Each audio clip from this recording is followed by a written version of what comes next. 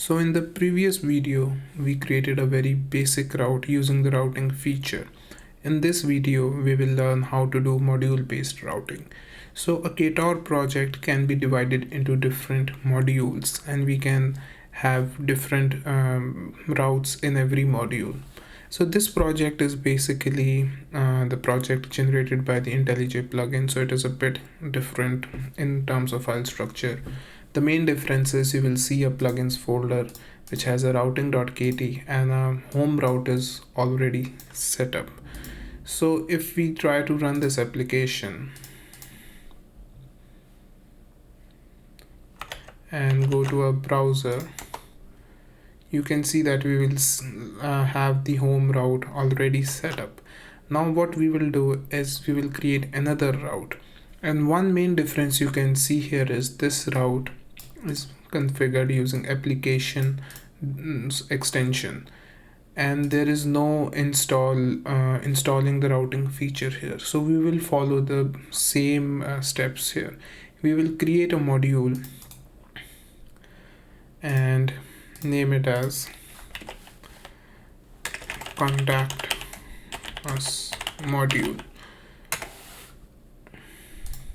and then create an extension function to the application class, and we will name it as about us module, and then we can directly create routes under the routing callback. So we'll do a get route, and this will be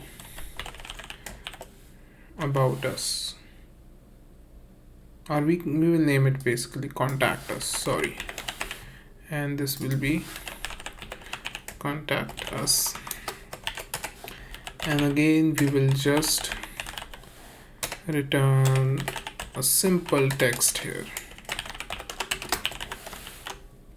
And now when we rerun the project,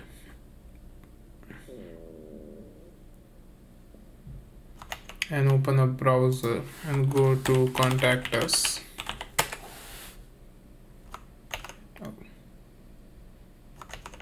something is going wrong.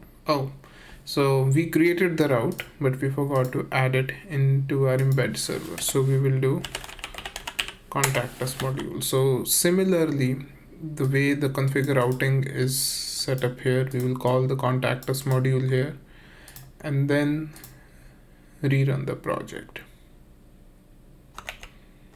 And now you can see we are getting the contact us, and we can create more routes within this contact us module. So we can create another get route.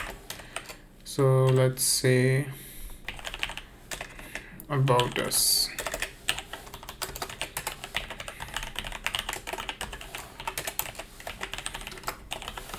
and then rerun the project,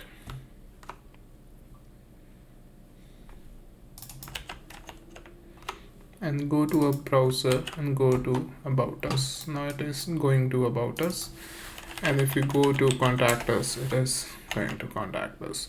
So basically these are the two main ways that we will be using to configure routes here.